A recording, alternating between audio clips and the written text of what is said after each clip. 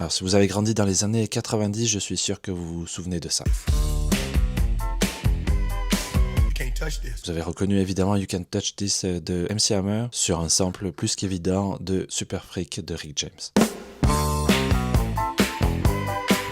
Il y a quelques jours, je suis tombé sur une anecdote qui raconte l'histoire de ce sample qui a changé complètement la vie de Rick James. Il racontait qu'il était dans sa voiture et qu'il entend l'intro de ce qu'il pense être son morceau Super Freak.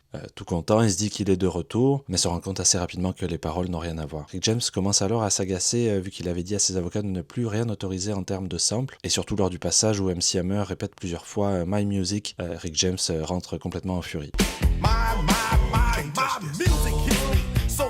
Il appelle ses avocats et au bout de quelques secondes de discussion, quand ces derniers lui annoncent combien il pourrait toucher en droit d'auteur avec You Can't Touch This, il change complètement d'humeur et finira par accepter le deal sans hésiter. Le plus ironique dans tout ça et avec le recul, c'est que Rick James a gagné plus d'argent avec le sample de Super Freak que le morceau Super Freak en lui-même. Bref, pour d'autres histoires de samples, abonnez-vous et moi je vous dis à la prochaine.